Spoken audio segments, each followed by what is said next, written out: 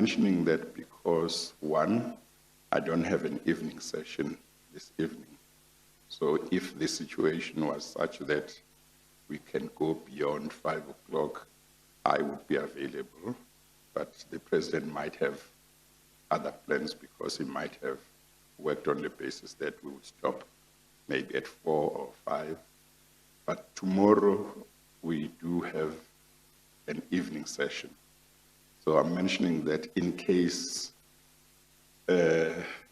if we don't use some time after 5, after 4 today, tomorrow might not be enough. I'm just giving that information so that while we proceed, everybody would be ready that when we come to 4 o'clock, whether the answer would be we can go up to 5 or we stop at 4, or whether what the position would be. So you might have canvassed that with the president or his team. Yes, Chair, it's been rather tentatively raised with the president's team on this understanding that he does have a country to run. Yes. But yeah. I'm sure that they will express their views either now or when the time comes. Yes. Well, Mr. President, you will indicate what your situation is when either now or later on. So all I was saying is tomorrow we have an evening session, so we would have to finish by 5 o'clock. But in case tomorrow might not be enough, we might go beyond 4 o'clock, beyond 5 o'clock today, but only if that suits everybody, because there might have been other plans if that had not been discussed. But if we have to stop at 5, that's fine as well. Okay, all right. Thank you, Chairperson. We had envisaged that we would stop at 4. Yes. But I guess maybe to be accommodative, because there are other issues we have to attend to, 5 o'clock should be fine. Yes. Yes, well, we could stop at 4. Strictly speaking, the day session goes up to 4, but we normally stretch it a little bit. But if from your side you are comfortable with going up to 5, maybe we should do that. But it just depends. I don't want you to be under pressure because 4 o'clock is generally the normal time. Yeah. I would wait for another message that will be sent from my office about that, and then we'll indicate that. Okay, no, that's fine. Even at 4 o'clock, I will ask what the position is. Okay. And if we have to stop at 4, we'll stop at 4. If we can go up to 5, then we'll go up to 5. Thank you. Okay, all right. Thank you. We may proceed then, Mr. Pretorius. I wanted to move on, Mr. President, to a statement made by Mr. Enoch Godongwana in an interview he gave to a television station on the 15th of April 2021. I don't know if you're aware of it. But he said the following, and point is a terse one ultimately. The objectives of the time were to change the demographics of the public service. Secondly, to ensure that the transformation agenda is carried out. He's talking about deployment there. The question one may pose in the current conjecture is, have these objectives been achieved? If we look at the demographics of the civil servants as we speak, they are clearly transformed from that perspective. Therefore, that objective has been achieved. If we look at the second, transformation orientation, I think there is no doubt that it has diffused into the public service as a whole. So somebody may then say, is there a necessity to continue doing so? These are debates that we should be engaged on. As you are aware, at the moment, the Minister of Public Service is looking at introducing a policy of what is called a professional civil service. The debate which is taking place in South Africa at the moment will impact on the form and content of the deployment policy. Simply put, he's speaking about the professionalization policy, which perhaps we can talk about later, not now in this context. But he's asking the question, and I'd like to ask you whether this question is being asked within the ANC at the moment, is whether deployment is necessary at all. Thank you, Chairperson. I did become aware of what Mr. Enoch Godongwana did say, and he starts off his assertion on the basis that transformation was central to the necessity to have a deployment committee. And this started off 1994, because you will recall when we came into government, we found an all-white headed civil service. And it really cut across from the top to near the bottom. And the bottom was largely black people. And the top, the middle, and the below middle were all white. And in the main, male as well. So it was pale males who dominated the civil service. So it was therefore necessary to have a deployment committee that would address that anomaly. But today, we continue to need that type of intervention, because what we are seeking to do is to build a diverse nation.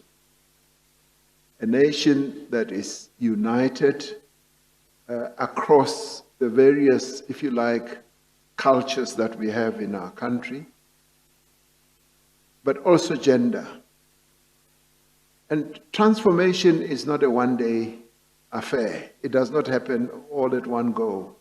It is a process that happens over time. And it does need to be guided. It does need a strategic intent.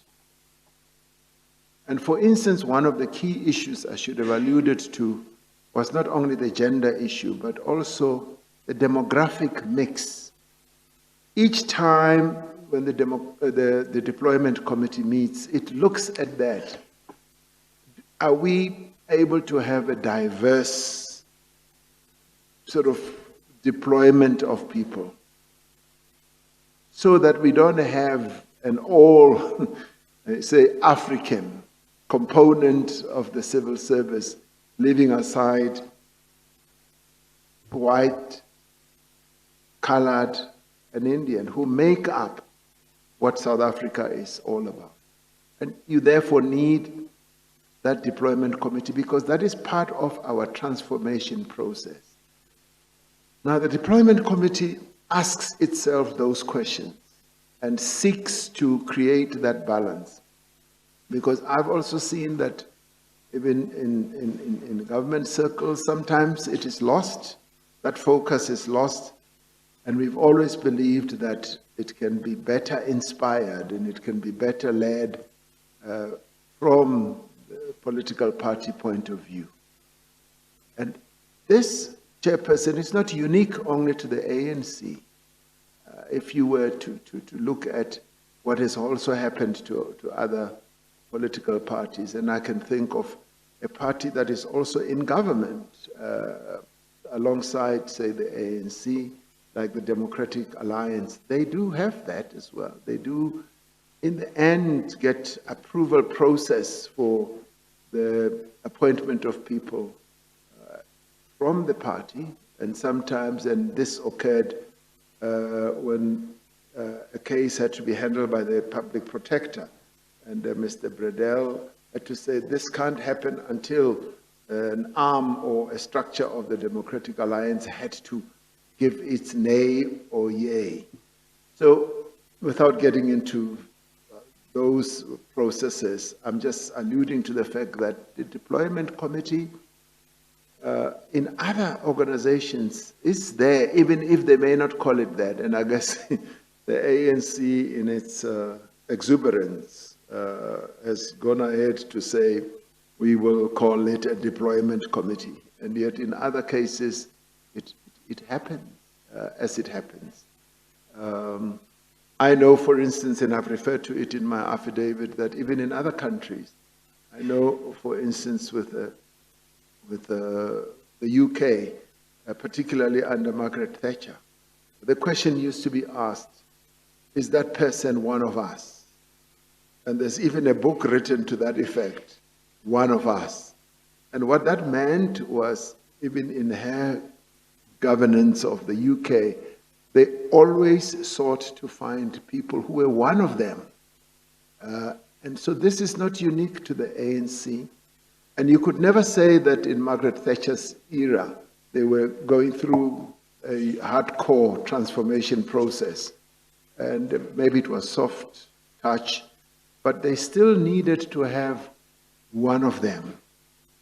And in our case, we are not necessarily saying they must be one of us. We are saying we would like to see that all these requirements are met because they are important for the development of our country and nation building, and making sure that those who are given key positions in our state are representative of who we are as South Africans.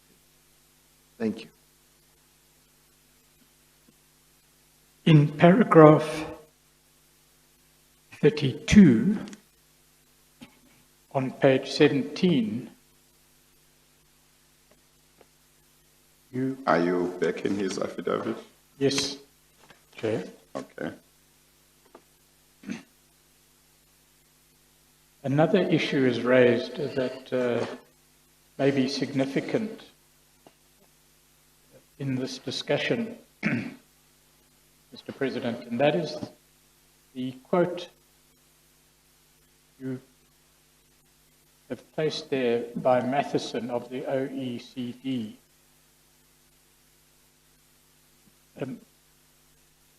That's the Organization for Economic and Community Development, I understand. It's an international organization that has many countries as members. Is South Africa a member?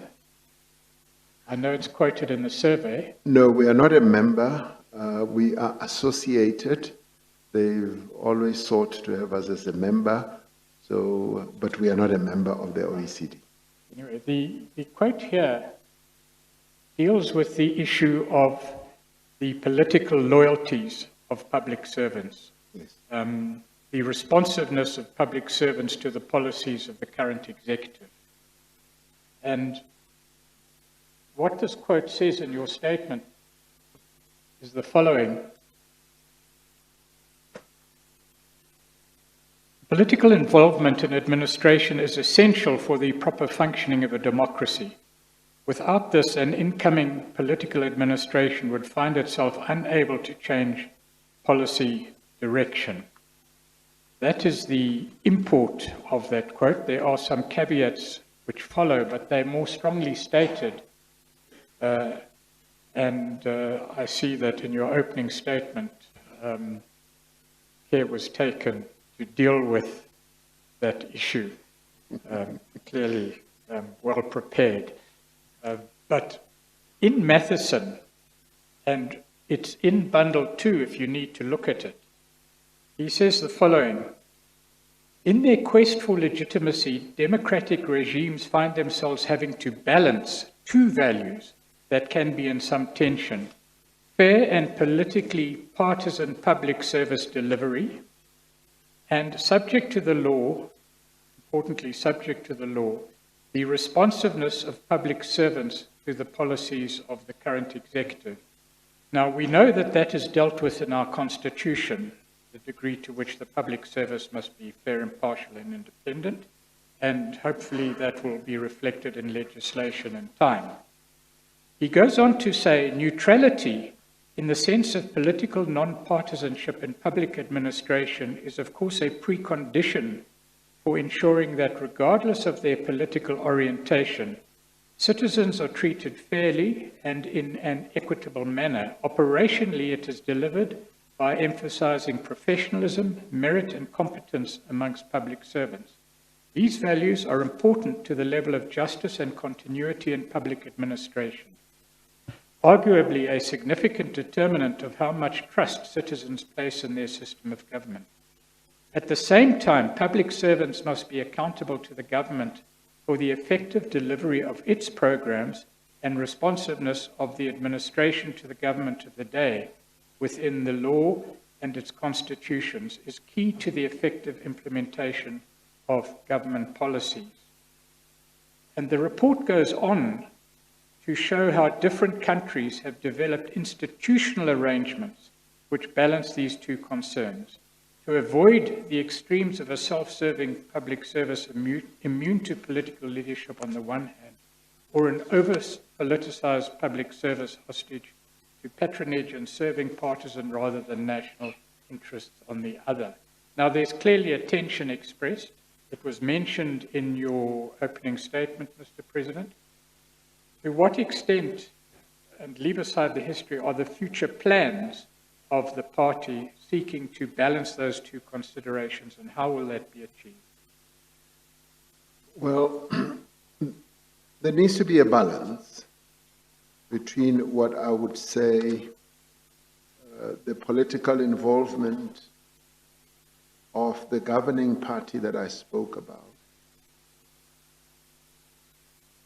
with ensuring that there is proficiency, technical proficiency, fairness in terms of service delivery, and that those who execute such are able to be neutral enough and not to be biased in a partisan way. Now, that is quite important, and it is what we want to engender going forward, to ensure that when it comes not only to service delivery, but also to, for instance, appointments of people, be it for public employment projects, that public servants should be colorblind when it comes to that. They should not be partisan. They should seek to serve the people of South Africa with neutrality, with fairness, and they should demonstrate their own technical capacity and capability. That is so necessary for them to do so, because the people that we serve are not blind. When something is done on a partisan basis, they see it. And once it is done that way, it basically means we are failing the people, and we are therefore even violating their own basic rights as citizens of our country. So we need to guard against that. And we need to inculcate that culture. And we will seek even to have that approach also encoded in regulations, also in legislation, to the extent that we can. It is so important, and that is why I, in my statement in chief, if you like, referred to the OECD and Mattison and al. That they put the case so well in that document that much as you can have political involvement, particularly when as a governing party you want to ensure that your mandated positions are adhered to, you do, however, need to balance that with that technical proficiency, non-partisanship as you implement, because a party like the ANC leads society, and it cannot be seen to be partisan in favor of certain people when it executes. Sorry, Mr. President. It's not my fault. Yeah, no, it's not yours, Mr. President. Will everybody please switch off their cell phones? Okay, let's continue. So it is therefore important, and I would agree with Mr. Pretorius that we do need to have that balance. But I would say that balance needs to be to have a foundation, and that foundation is what I spoke about. Thank you. Mr. President, you've spoken about a move or intention to introduce a policy of professionalization of the civil service. What problems would that move seek to address? And what is envisaged? It would seek to address the problems that we have had where, and I think Mr. Godongwane refers to that in his interview, where we do have, and admittedly so, we do have some people in our civil service who are ill-qualified, who are not that fit for the purpose, who do not have those qualifications that are necessary. Now, we want to professionalize the civil service, and that will happen in a variety of ways. And we're not talking about trucking people out. We're talking about capacitating those people, having them properly trained. And that is why the School of Government, the National School of Government, has moved into top gear now. Moved into top gear in the sense that it's really literally come alive in terms of its curricular offerings, in terms of ensuring that many cohorts in the civil service do attend certain courses. And we do want to move to a point where, nearly everyone in the public service, from president right down, does attend lessons and courses at the School of Government on an annual basis, where I, even as president, would know that I do need to go and spend a week at the School of Government and to address that incapacity that we have. Say, for instance, the grouping of people who are ill-qualified should be capacitated, courses should be crafted for them, and they should acquire the necessary skills. So professionalizing the civil service, that would be part of that process. But also going forward, it would mean that we then appoint people who are fit for purpose, people who are well experienced. But of course, when we get the young people into the civil service, the issue of experience is not something that, it's actually something that the young people have said, please discard that, because we want to come in, and once we are in, then you should equip us with all the necessary skills. And I have agreed with young people that exactly what we should do, and we should now find a way of encoding that. But in the end, professionalizing the civil service means that we want to increase the capacity of the state. That is something that I am really, if you like, obsessed about. Because many of the challenges that we face in terms of implementation of our decisions and our policies revolves around the incapacity that we have in the state.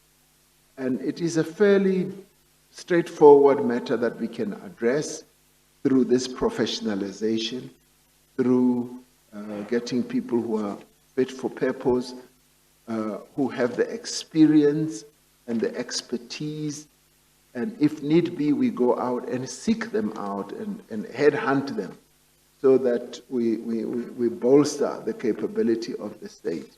And that way, I think we will have achieved a great deal in this era of reforming processes that were damaged in the past. Yes.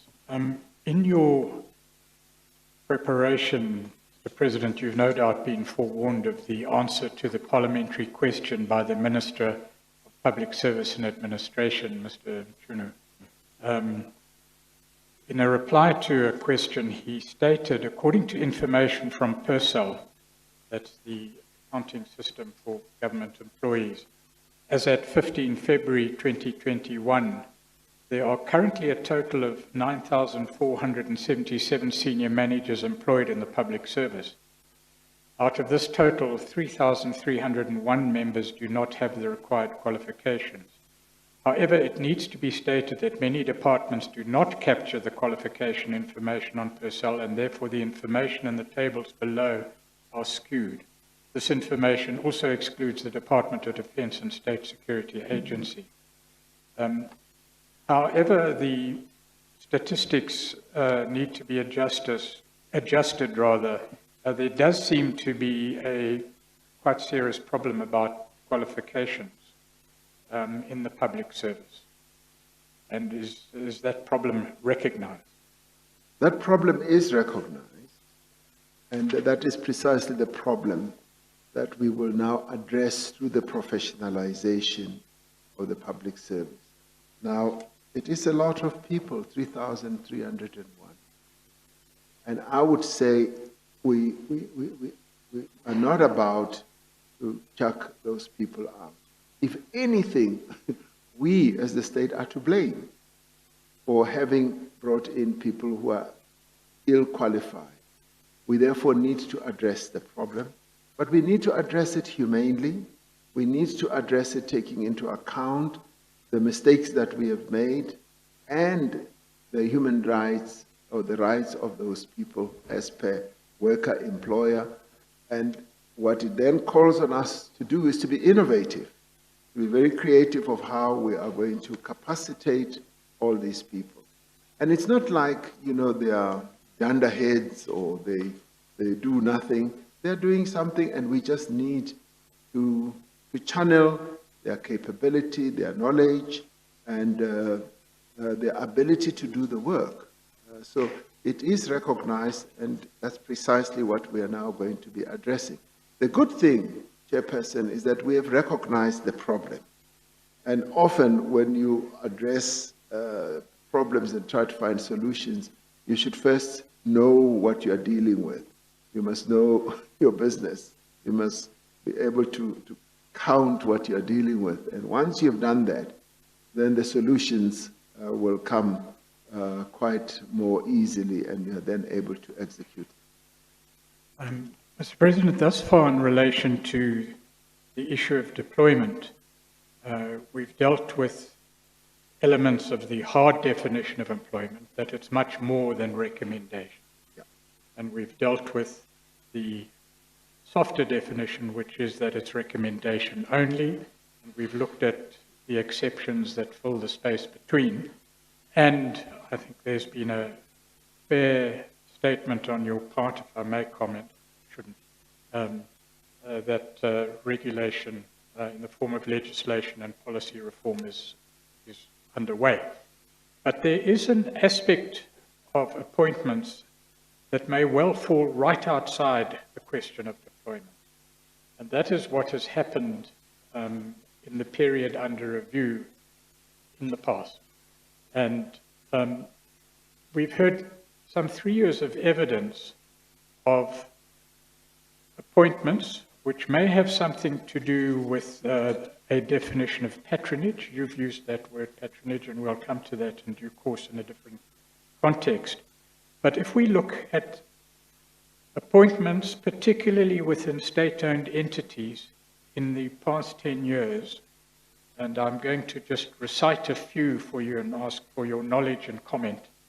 In Transnet, Mr. Molefe, Gama, Ramasabudi, Peter, Singh, Sharma, Makwanazi, Shane, Seleke, Mabaso, Danel, the entire board, including the chair, Prasa, Eskom, Molefe, Singh, Koko, Machila, Ngubani, Pamensky, Matona, SAA, Udumayeni, Law Enforcement, Arthur Fraser, Tom Mayani, Burning Intermenza, Sean Abrams. Now, clearly it would be unfair to discuss with you all the evidence relating to each particular appointment. But there is a common thread, certainly, in the evidence that goes through all of these appointments and the dismissals associated with them, that they have been linked with certainly a definition of patronage. I'd like to ask you, please, what your knowledge was of these, what your comment is. Did these have anything to do with the deployment policy? Did the existence of the deployment policy have any relationship to these appointments and dismissals? I know that I'm making a cardinal error in questioning here, but this is a commission, not a court, and I'm rolling up a whole lot of questions into one, and if I carry on, the DCJ will take me to task. It's after lunch, Mr. Pretorius. Yes, Well, continue. maybe I'll be excused for that reason. What was going on here? What was your knowledge? Yes, that is quite broad sweep, I must say. It's a broad sweep because each one would need to be looked at on its own merits, and you will find that a number of those never even featured in the deployment committee, and I will need to do some recalling to see whether any of those that you've counted ever been featured, and to my recollection, not really. And let's accept, Chairperson, that some of those deployments were done in a particular era and in a particular way. And right now, as we look at that first slate, where they're able to look at it and say, we actually need to do things differently.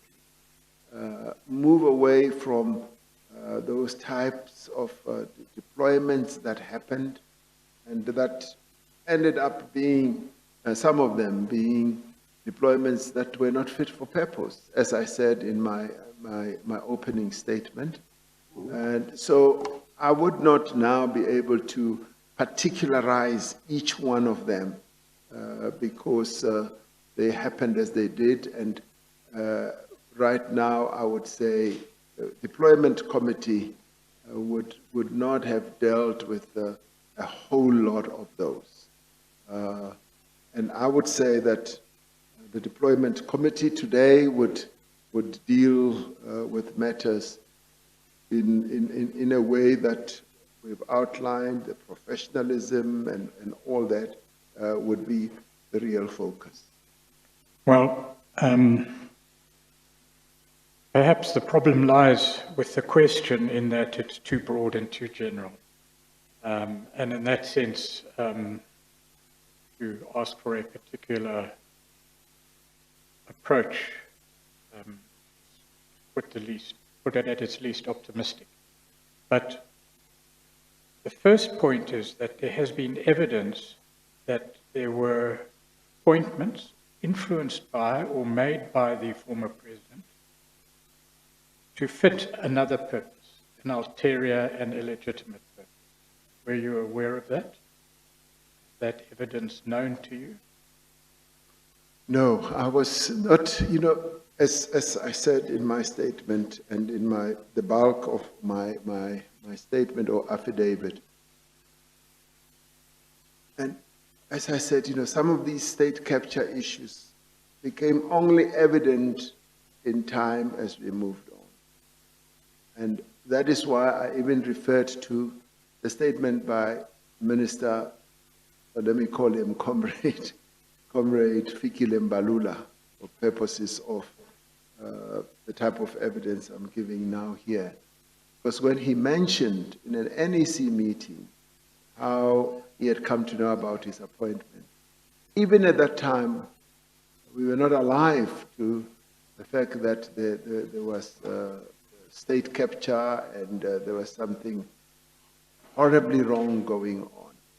So some of these appointments would have happened in that course of time, and one, with hindsight, then became aware that there was a common thread, and if you joined the dots, you would find that there was something that was amiss that was really happening. So at the time, and some of them would have happened even before I was even deputy president, the process had been ongoing, and only became evident much later what actually was happening. One interpretation of past events, Mr. President, is that the deployment committee, certainly for a significant period of time during these appointments,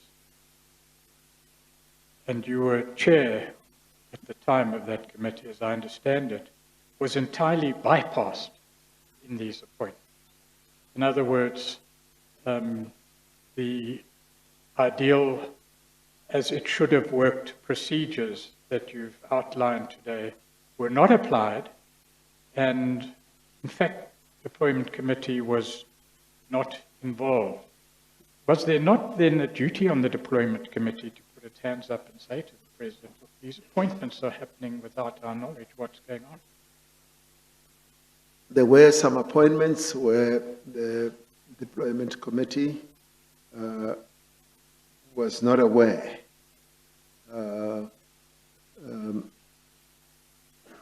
I will give you a very good example where I was involved recently as President of the Republic, where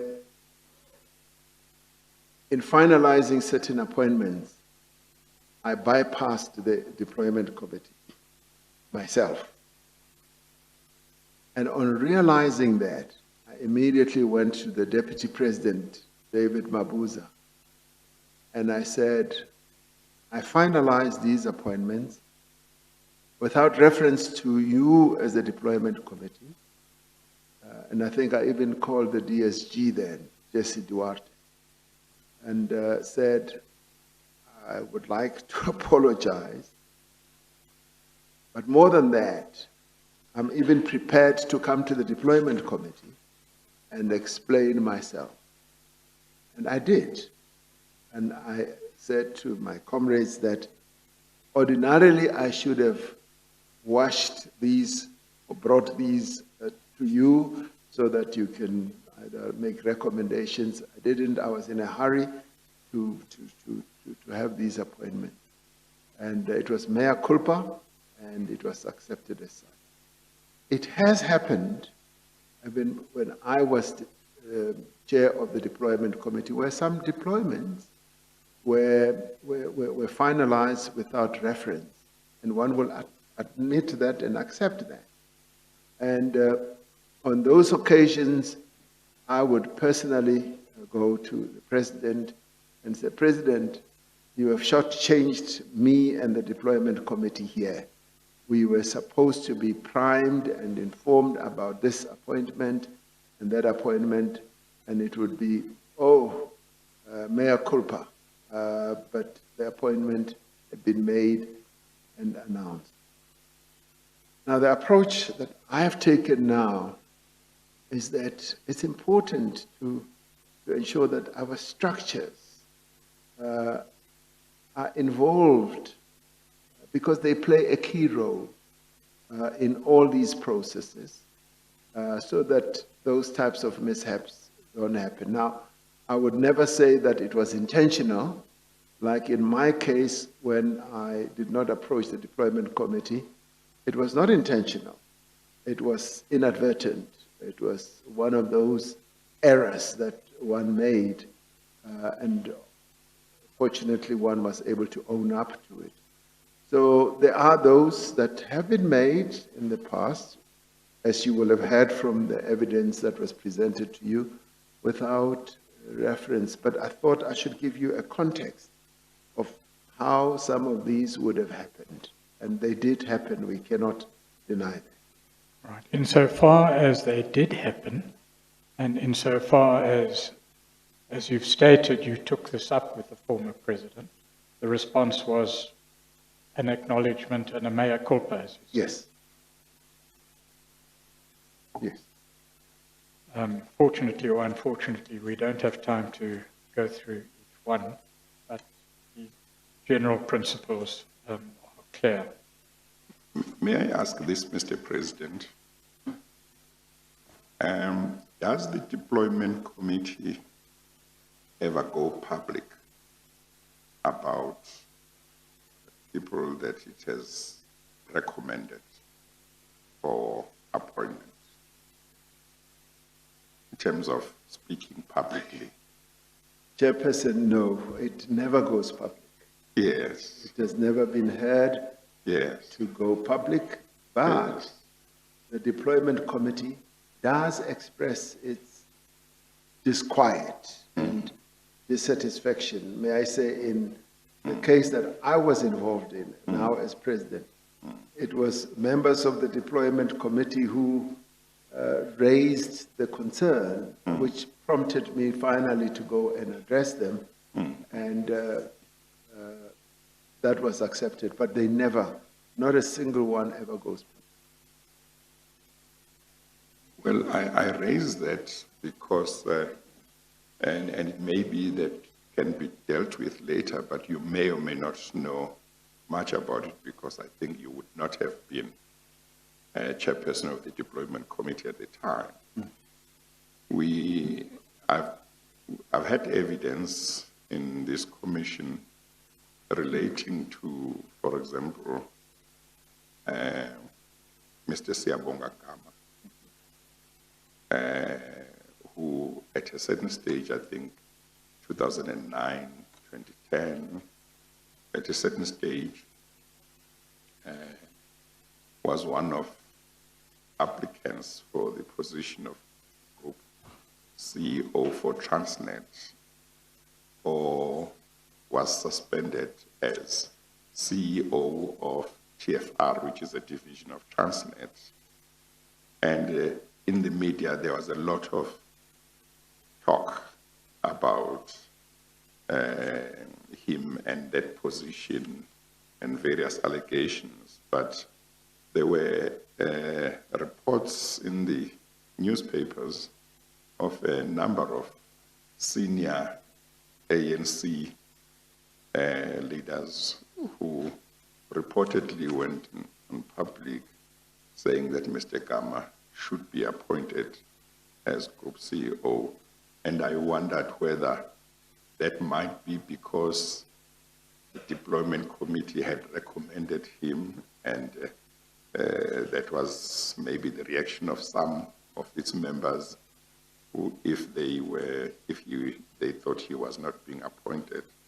So I thought you might be able to say whether they ever go public when maybe their recommendation doesn't seem to be accepted. But you say, as far as you know, they don't. Yes, Chairperson, as far as I know, they don't. And I guess in Mr. Siyabonga issue, he was then seen as a fairly successful CEO, and that would have been something that was generally accepted, and he would have been seen as the type of person who his capabilities could have been head of Transnet. So there would have been maybe side noises from the sides, but certainly not from the deployment committee, because it's always operated as, if you like, a rearguard type of committee. Yeah. Well, just because we have touched on it, when Mr. Mantashe gave evidence, we touched on it as well. But this was a case where, at least at a certain point, there was a black candidate who had been recommended by the board of Transnet, who was seen as a credible candidate, but Mr. Siyabonga Gama had not been recommended. And the then minister, namely Ms. Barbara Hogan, was supportive of the candidate that had been recommended by the board. But there were reports of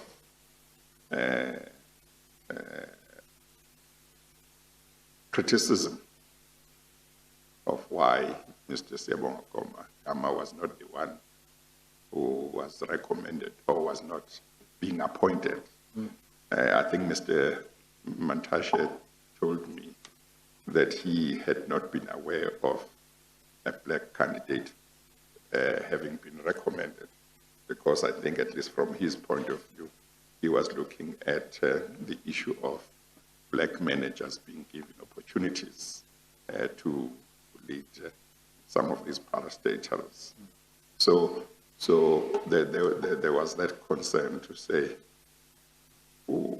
if the problem was that there should be a change in the CEOs of parastatals. What was the problem? Because here was a black candidate who appeared to be credible and nobody appeared to have issues with him, who was recommended by a largely black board that had been appointed by the ANC government. So what was the issue? But as I say, one, you might not have personal knowledge, and two, you might not have been a member of the deployment committee at the time. Chairperson, I certainly was not a member of the deployment committee, nor was I an official at that stage. But what I can attest to is there was and there is still a concerted move to ensure that we do have as many black CEO leaders as possible, taking into account the diversity that we need to observe in our state-owned enterprise. So that, to me, does not come as a surprise. It is very consistent with the approach that we also currently have, that we need to have full diversity. That need to have diversity is so important. And of course, there are many in our ranks who feel quite strongly about it, to a point where when we appoint somebody who is not black African, they take umbrage. But we then say, but the call for diversity means that we must accept and embrace the fact that, yes, much as, and we should have the majority of the leaders of our SOEs and the DGs in government as being black African. But we should also ensure that there is a balance, because this country is not just populated by black Africans, and our policy approach and thrust is for full diversity, and we need to accept that diversity will at times bring in people who are not black Africans. Yes, thank you. Mr. Prejudice. Thank you. To return to the Kodongwana interview, Mr. President, in the context of deployment, once again, and we now return to the formal deployment policies and their application, he spoke about patronage creeping in under the guise of deployment, and to the best of my recollection, you've used that term in this and other contexts. What is patronage? How does it work? Patronage would mean that you appoint someone who is not fit for purpose, who is put in a position to advance certain sectional interests. Someone who you know will never really be able to execute the task properly, or someone who is being appointed in return for some other either favor or some other process that needs to be met. And that is patronage. And it goes against the grain of what we want to achieve, because we want people who are fit for purpose, who will be able to execute the task, and who are appointed without having some interests in mind which are sectional or even factional. So that is what I would characterize as patronage. I haven't looked at the dictionary meaning recently, but that's the political understanding that I would give to it. Would it include appointing somebody who, as you put it, not fit for purpose, who is not qualified for the job, or maybe it's just basic standards or requirements, but there are other people who meet and surpass those standards. But particularly one who doesn't qualify because he or she will feel that she has been done a favor and therefore owes the appointing authority something, loyalty, because otherwise he or she could not get this job, and therefore the appointing authority thinks that there are good chances that such a person will be pliant. Does it include that in your view? Yes, Chairperson, not only be quiet, but be compliant. Yes. Be compliant. Yes. If that's what you said, compliant. Yes. Yeah, it would be malleable. Yes, malleable, and be loyal to those who have appointed them or who have enabled their appointment, and malleable in a sense where they will do their bidding, and they will always be there to guard their interests. And that is patronage, and that is the crude diversion of what we want to see in the state. Mr. Patronage.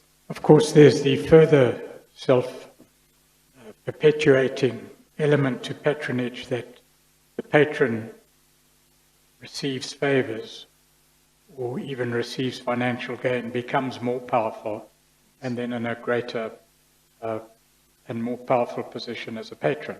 Yes. Has this happened? And if it has, how is it intended to be dealt with? Well, as we have said, and which we've dealt with in the African National Congress, we've recognized that this is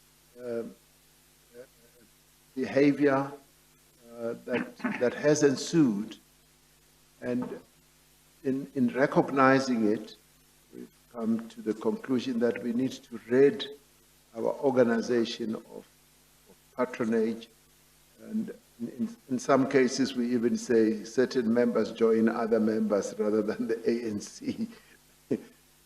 Those are practices that we want to rid of, so that we free everyone in the ANC to know that they can stand in their own name and right, and be appointed to positions in their own name and right.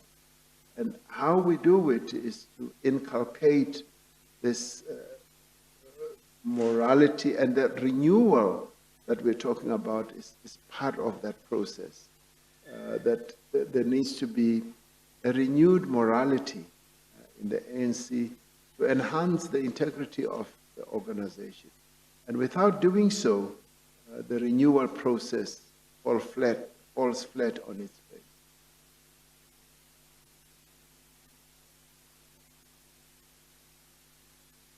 In fairness to those who've given the evidence, and in fairness to yourself, Mr. President, I need to put to you certain passages from the evidence that have told the chair of the hard interpretation of deployment. In other words, that it goes much further than recommendation. Then I would like to put you certain of your own statements, which quite frankly highlight the problems that you face, or have faced and do face.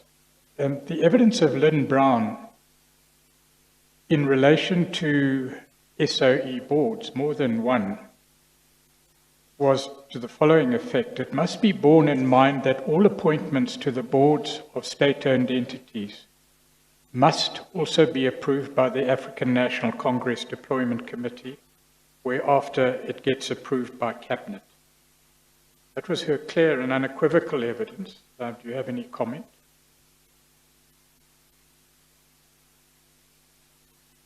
And this was in the period 2014 to 2015, at least. Yes, that is where the interpretation of this recommendation process would come in. And that is why I did refer to the role of the minister.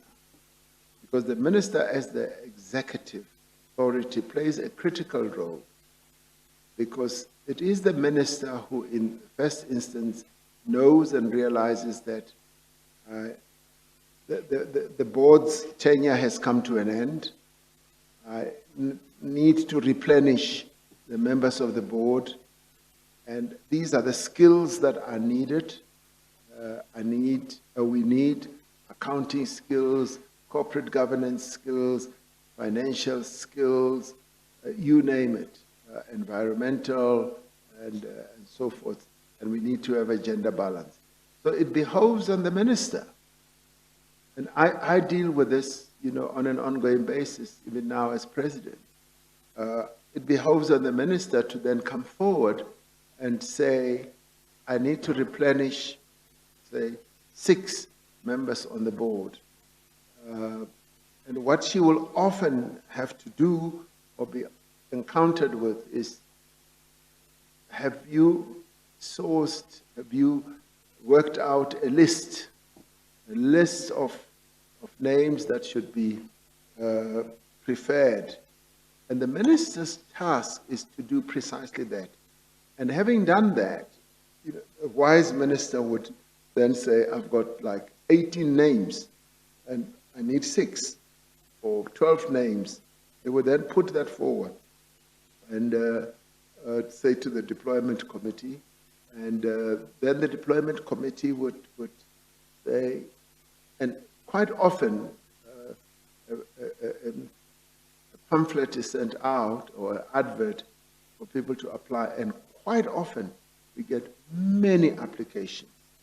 And I actually appreciate that, because it basically means you're opening up quite a number of these positions to South Africans who can play a role in enhancing governance in some of our state-owned enterprises. And it is the minister who must then synthesize all that, bring together a summarized list, or preferred list or summarized, and then put it forward as a sort of near short list.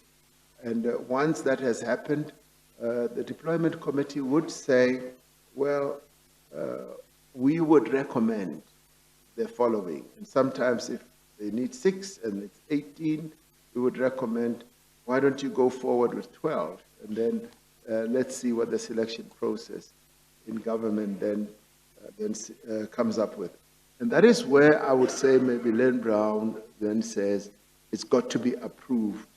But I will, as former chair of the deployment committee, will be able to say here emphatically that it is that recommendation process.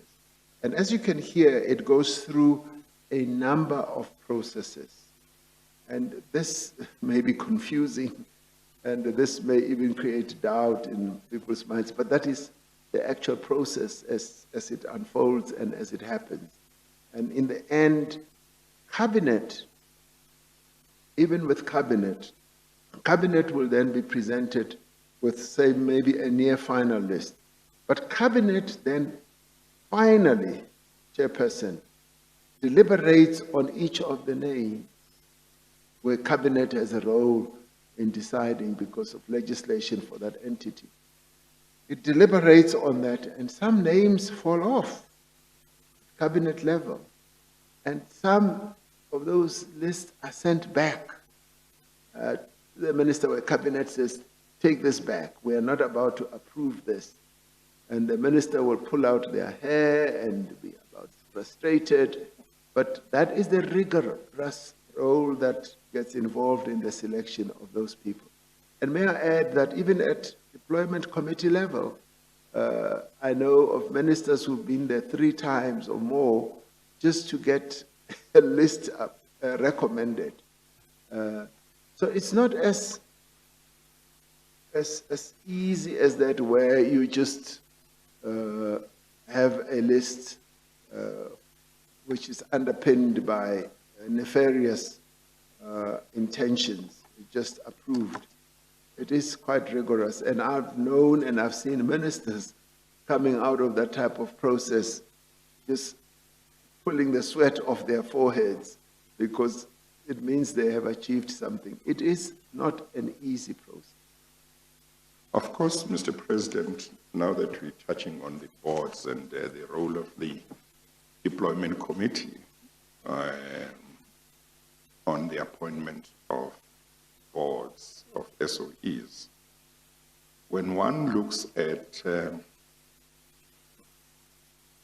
what has happened, as the evidence has revealed in this commission over the past 2.5 years, what has happened in various SOEs, ESCOM, Transnet, SAA, PRASA, you name them, over a certain period,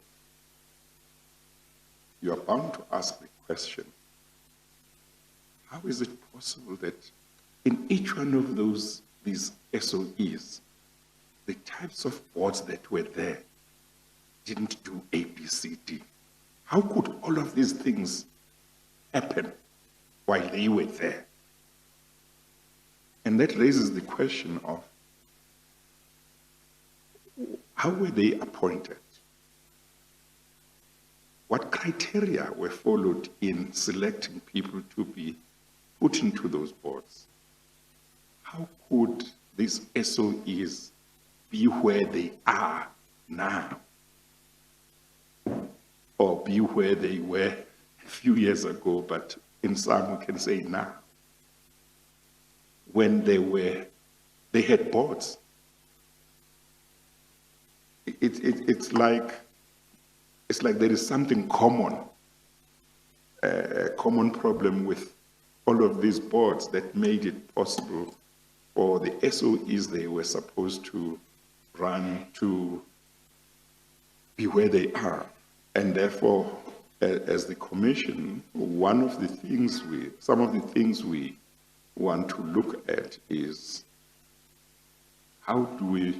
what recommendations should we make that would try and make sure that in the future, if anything like this were to happen, it should just be one, not all of them. So obviously you go back and say, who are the people who were making appointments here? What was going on? So I'm just highlighting that as you share with me what the deployment committee's role is and the ministers, there is that question to say, the same thing happened with SAA, the same thing happened with ESCOM, the same thing happened with Transnet, the same thing happened with Enel, same thing happened with PRASA. What was really going on? But there were boards. So you might want to say something. I'm just saying that those are some of the questions we are asking ourselves.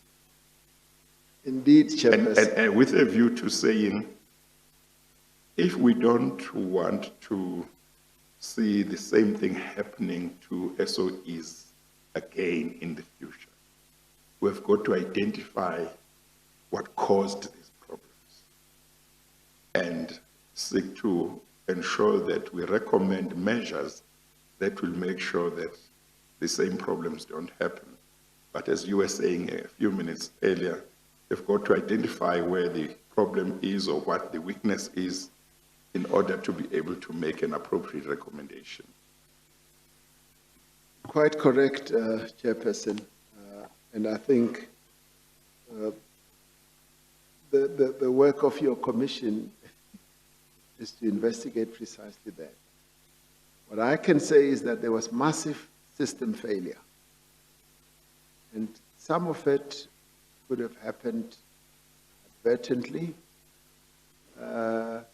where certain people were put in certain positions to advance certain agendas, as you are investigating now about the capture of some of those entities.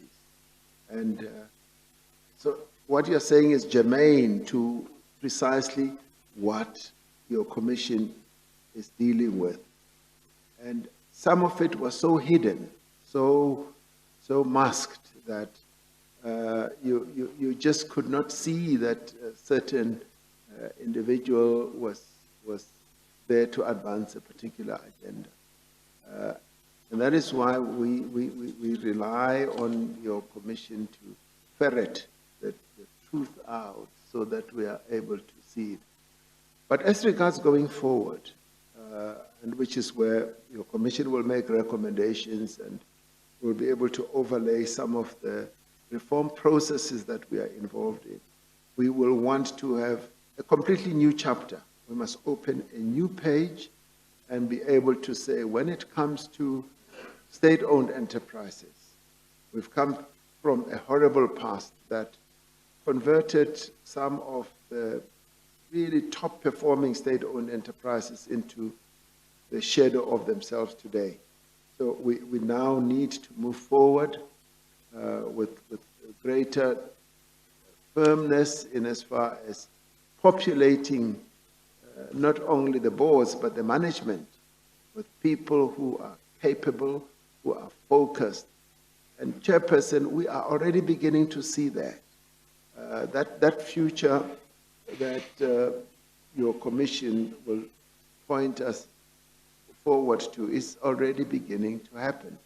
We're starting from a low base, but already a number of those state-owned enterprises are being reformed, rebuilt, rebirthed, if one can use, reborn, that is. And the structure, which possibly we'll talk about when I come back as President of the state, the structure we've put in place, like the State-Owned Enterprise Council, is looking precisely at that, so that the rules and regulations that we've put in place should not only be theoretical or in name only, they should now be, for lack of a better word, practicalized and implemented. So those are issues that are top of mind to me personally, and they're also top of mind to the ANC, because it is only when these state-owned enterprises function properly with proper boards and having identified South Africans who are loyal to the Constitution and to the country that we will be able to reform them. So basically, I would say we no longer want people who will be appointed to advance certain agendas, and we will be scrutinizing everyone more thoroughly and completely to make sure that we do have people who are fit for purpose. And the term fit for purpose is what should be operative here. It's an English term, but it is a term that is very applicable to correct the wrongs of the past.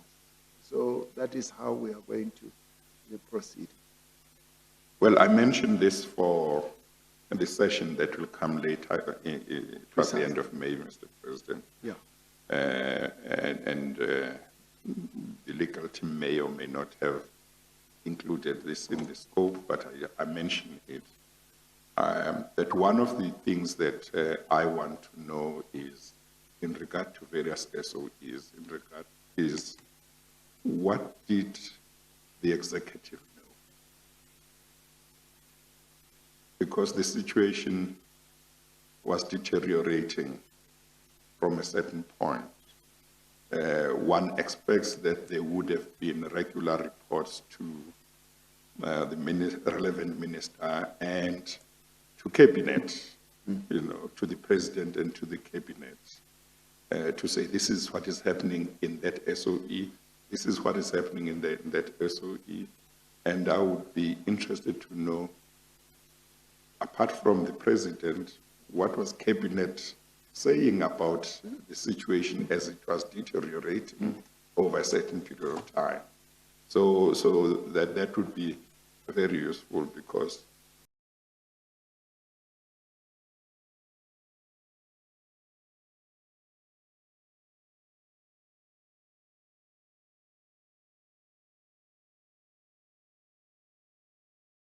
one wants also to see whether the situation could have been arrested at a certain stage if certain information was known to cabinet, and cabinet did not act, or what the position is. But I'm just mentioning it, that would be for the next session. I'm happy to give you a liner. on Yes. that.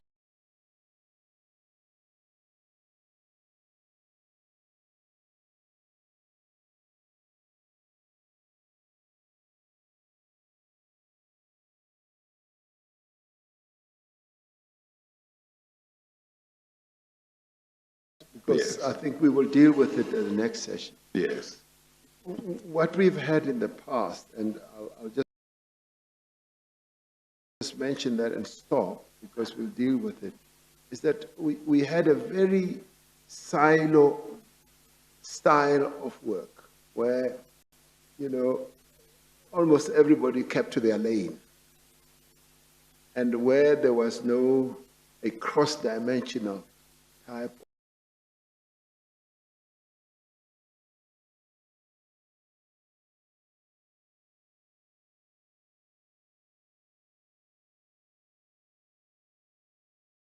of collegiate involvement.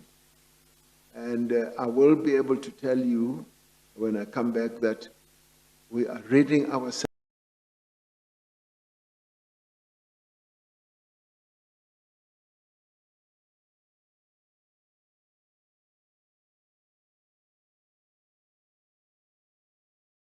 of that, so that there is more of a sharing of knowledge and experience in the work that we all do, so that if an experience is being, something is being experienced in one SOE that's in a particular portfolio, it should be talked about to see whether it mirrors another experience elsewhere. So there could be this cross-pollination.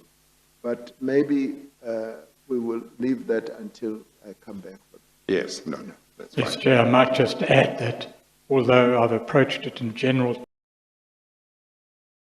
terms in the context of the questions that are now being asked, they will be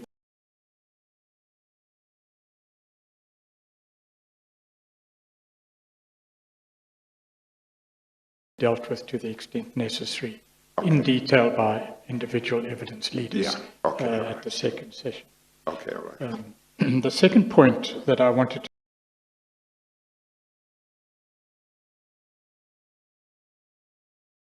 to make in relation to the role of the Commission is that in August 2020,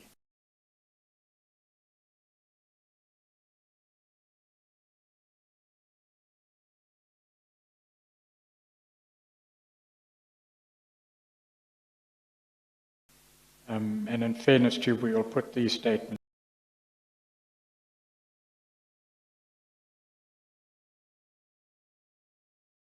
before the Chair. You made some very strong statements in newsletters and elsewhere about corruption and what was happening at the time.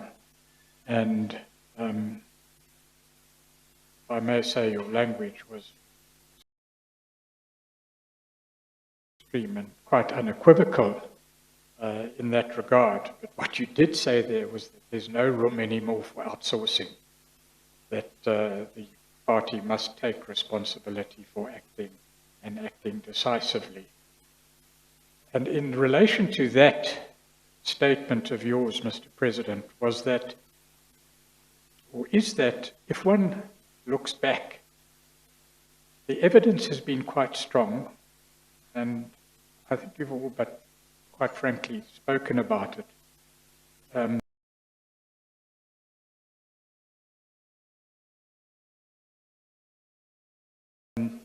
Is that there were improper or improperly motivated appointments. And you've quite fairly made a number of statements, and I will remind the Chair of those statements that you've made in that regard.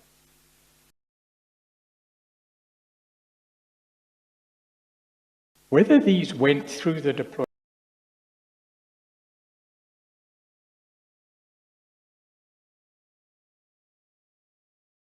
committee or whatever process was followed, ultimately, I think, is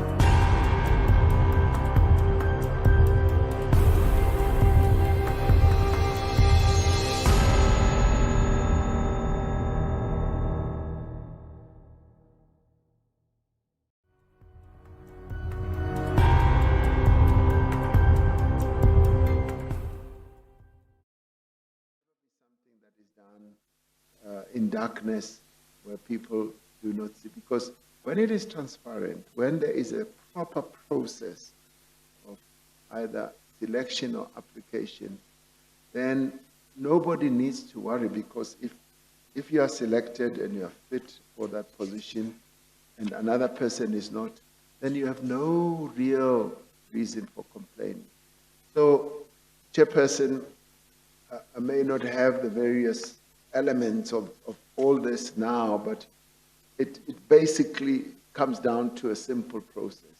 There must be fairness, there must be equity, there must be transparency and openness, and there must be a very good process that leads.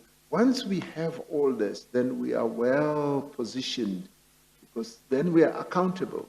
And people can see, and it must also start off with being consultative, where everybody buys into the system or the process and sees that it is going to be fair. And without fairness and equity, then we will never be able to address this malady that exists.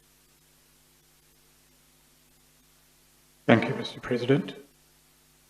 I was going to refer to other evidence that dealt with the hard definition, as we've termed it, of deployment, not recommendation, but compulsion in appointments. There is the Amatoli municipality case, of which you're presumably aware.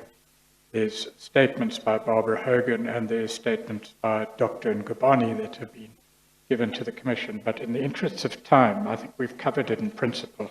I'm going to move on to a different topic. I would like to comment on the Amatole one. Yes, if you would. Because I thought that that case is so descriptive of how we should bring about change. That is the appointment of the municipal manager. Yes. Yes. Or the mayor, I think. No, I thought it was the municipal manager. Maybe, Mr. Pretorius, you could say something briefly about it, so that when the president comments, everybody can follow what it is about. This is a quote from the judgment, if I may. Pickering J, be that as it may, one fact emerges clearly from VM 23. That's probably a document that was put up. A fact which is not in any way refuted, and that is that the Regional Executive Committee of the ANC instructed the caucus to appoint the second respondent, and the caucus carried out this instruction. This is not an example of democracy in action, as was submitted by Mr. Quinn, certainly not of constitutional democracy. I'm not sure whether it makes a difference whether it was the mayor or municipal manager. It was the municipal manager. The municipal manager. Yes. Humbly. Yeah. I mean, that one is Mr. Chairperson, is so relevant in addressing the issues we're dealing with about getting a person who's fit for purpose, where a person who is fit for purpose, who even in the interview process clearly demonstrated that they know the job. And when the other one was interviewed, they recognized his lack of capacity, but still went ahead and appointed him. And then they said, we recognize it, but we believe that this person will really improve going forward, without adding other elements. And I would put that in a distinct way with say, when we bring in young people, we are saying we need to bring young people in, even without experience, because we need to prepare them to play a role going forward, and then we capacitate them. So that is separate.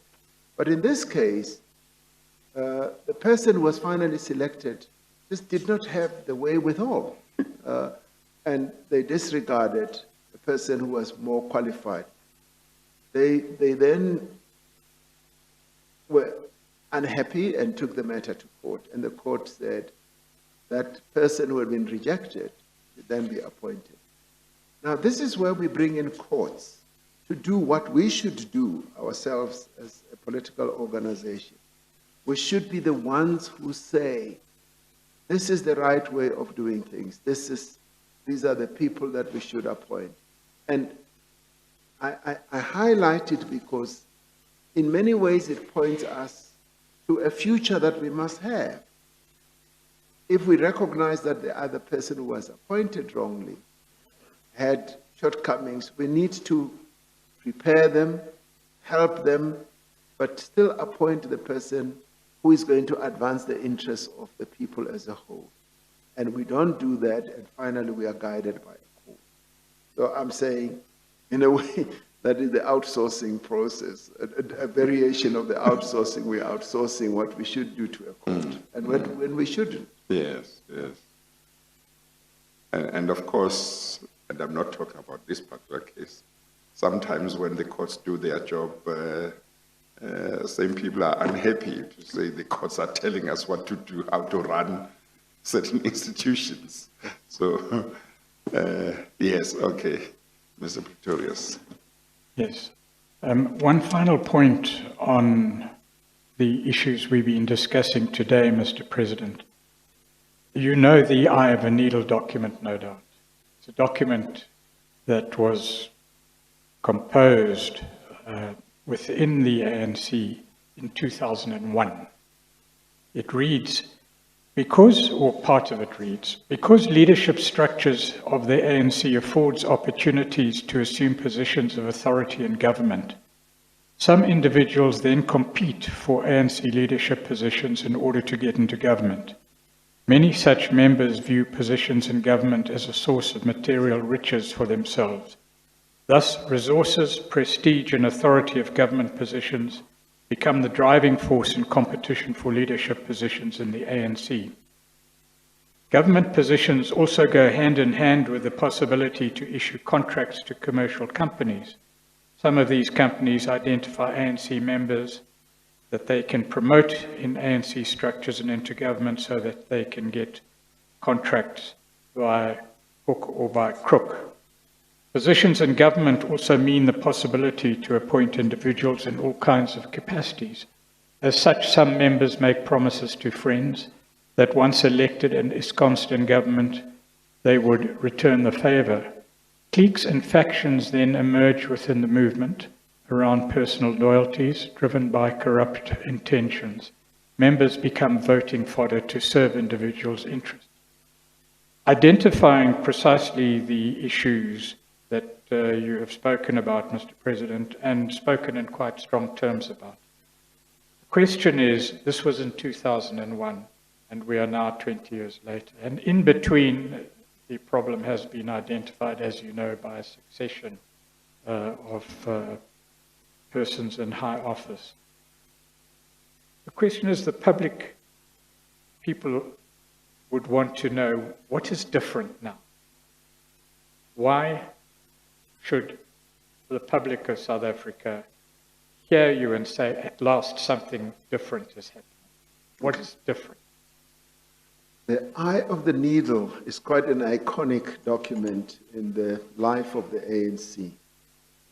And much as it was crafted, if I can put it that way, in 2001, it was crafted to deal with problems that we already saw emerging as we were in government, and we were already seeing those various tendencies, which even Madiba spoke about in successive conferences, in the 49th conference and in the 50th conference. And going forward, our conferences have dealt with these. And what is different now is that we, if you like, the Eye of the Needle, much as it identified those problems, was articulating the theory, if you like, and the ideology that needs to be fostered and pursued in the ANC. And what is different now, arising from the 54th conference, is that we're moving from theory to practice.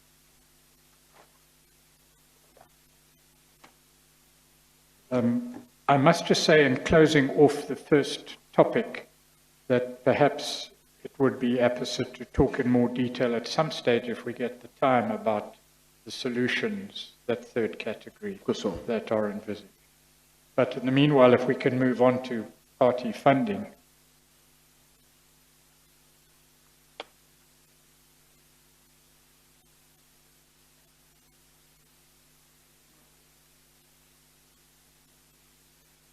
And if I've left anything out, you'll draw my attention to it if you need to, Mr. President. Yes. Paragraph 51, the principle is stated, despite the absence of an official policy on donations, and that's donations to political parties, including the ANC, there is an exception based on the ANC... Expectation. Sorry. Expectation. Not exception. There is an expectation, my apologies. Based on the ANC constitution, its principles and its values, that the ANC would not knowingly accept monies that are the product of a criminal act, are offered in exchange for favors, or from a source known to engage in illegal or unethical activities. Paragraph 52 reads, I have heard that evidence has been presented to the Commission that suggests that the ANC may have been the recipient of donations from individuals and companies that receive contracts from the state, including in instances where the awarding of those contracts are alleged to be or to have been unlawful. Before we get to examples, if those examples are necessary at all, the principles are stated in your statement and the breaches are stated in your statement. Is that discrepancy between the principles and the breaches recognized? First question. And second, how is this being dealt with, or will it be dealt with? Yes, the principle is quite clear. The ANC would not knowingly receive funding from tainted hands, either tainted in the form of the donor being involved in acts of criminality and all that. So that is very clear. The breaches themselves would happen in a way where maybe it is after effect. For instance, businesses do donate money to all manner of organizations, including political organizations. And sometimes when they do so, you don't know that those donations have come from entities that have been involved in unlawful contracts. That presents us with a problem because the money has already been donated, and to a political party it is often very difficult to say, because their political parties are always strapped for cash, especially the ANC, because as money comes in, it's used for a variety of activities that you would say, no, a refund is possible. So the issue of the breach happens after the fact. However, what we are saying now is that through the Political Funding Act, there would be transparency. And that is why we say the coming into effect of the Political Funding Act is actually in many ways revolutionary. It has brought about a change and should be applauded by all and sundry. Much as in the end it's going to depend on the fiscus, on whether the fiscus will be able to support democracy and make sufficient funds available to political parties so that they are not tempted to go and receive the funds where these types of breaches could happen.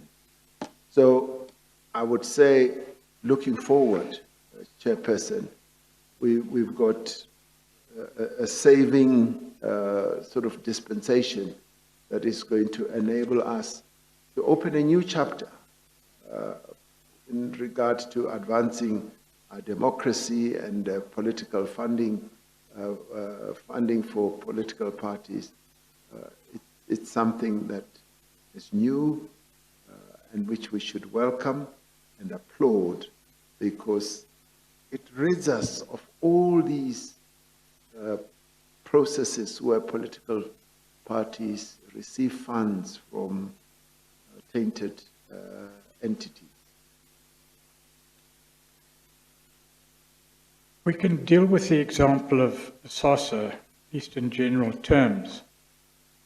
It must have been known to parties in government, in the administration and in the executive, that BASASA was heavily reliant on government contracts, certainly in the Department of Correctional Services, if not other departments as well.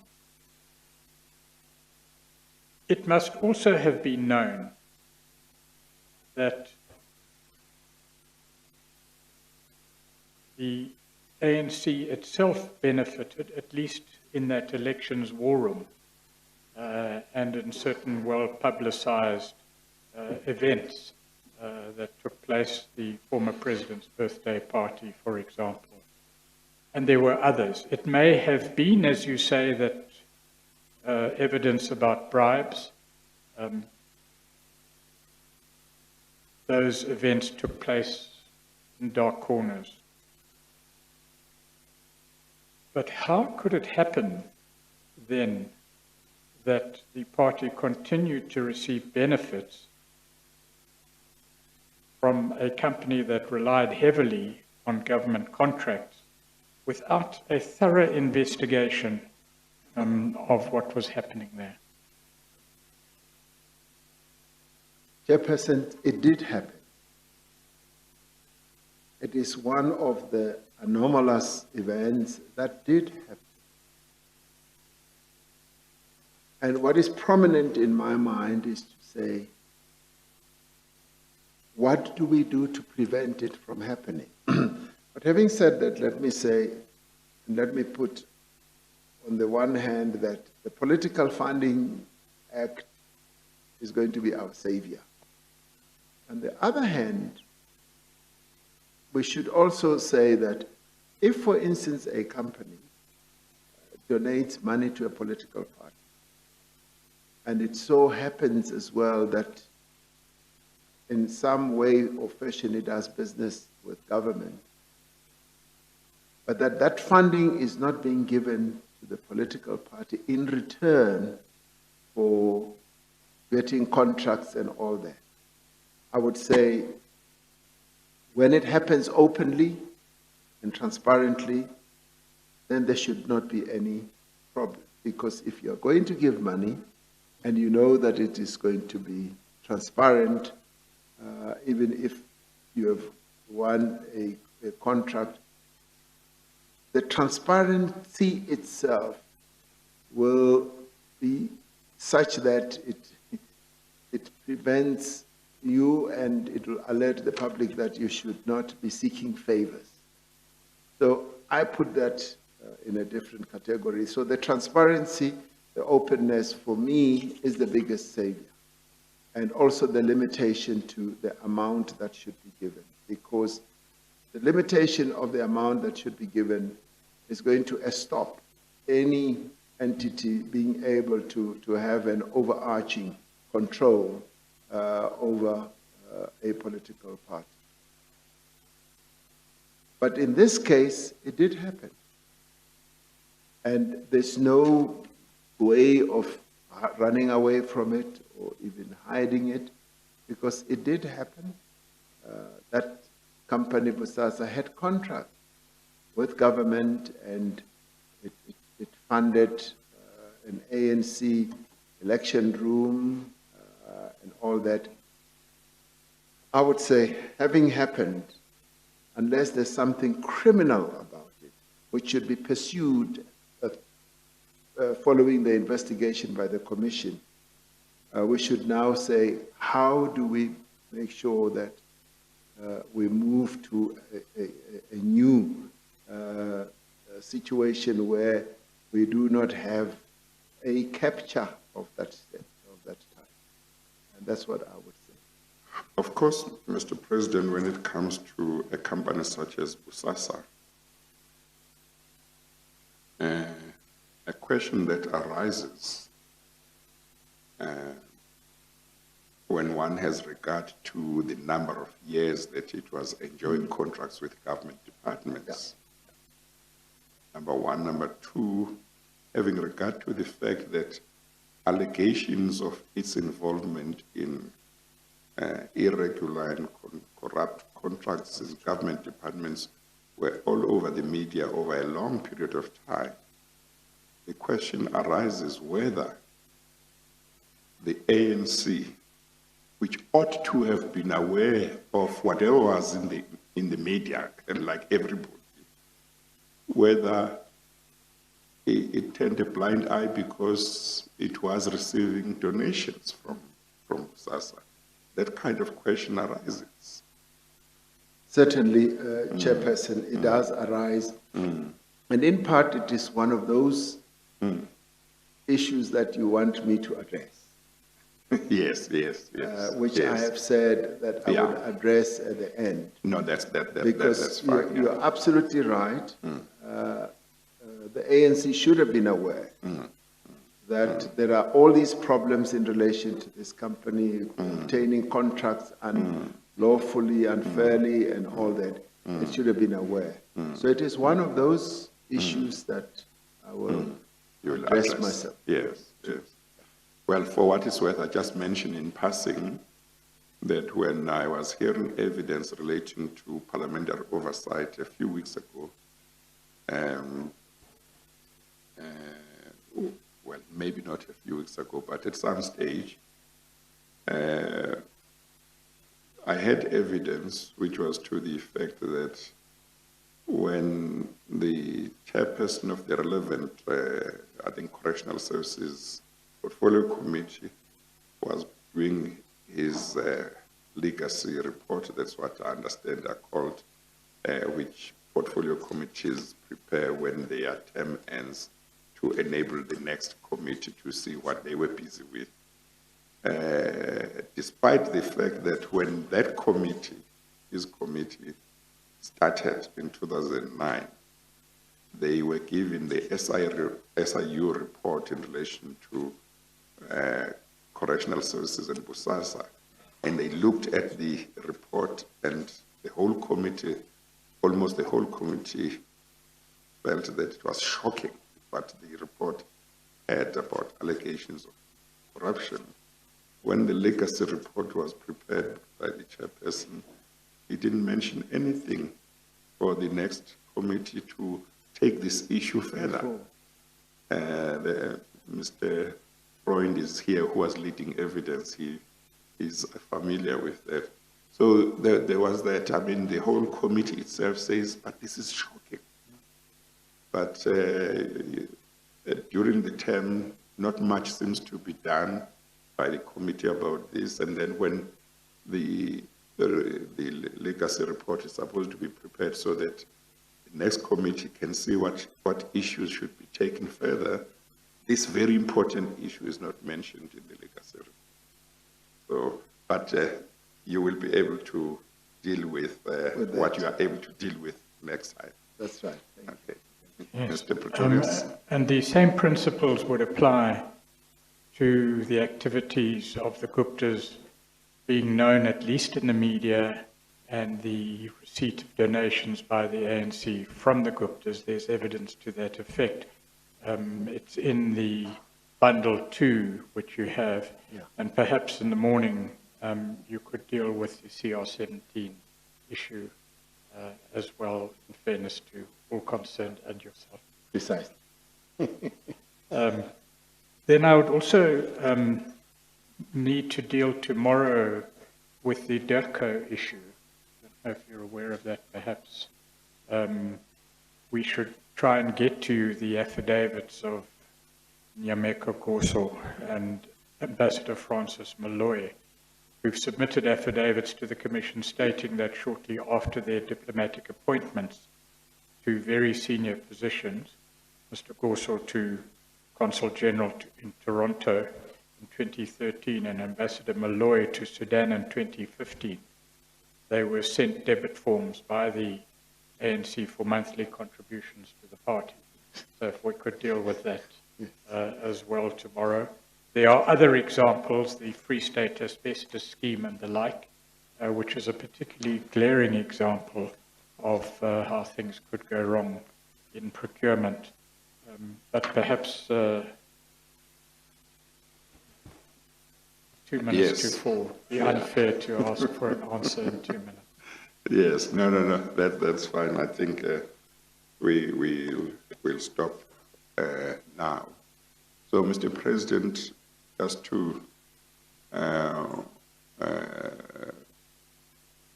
reaffirm this, the dates that you had been given for mid-May, you can use. Other dates will be for appearance to the Commission, before the Commission. Other dates will be given, which will be towards the end of May. So the current dates that had been given for you to appear before the Commission. I can go to the beach. You can go to the beach, Mr. President. Okay. Or run the country. Oh, yes, indeed. So we will look at other dates towards the end of May. Thank you. But thank you very much, Mr. President. We will then adjourn, and tomorrow we will commence as agreed at 9 o'clock. Thank you. Thank you. We adjourn.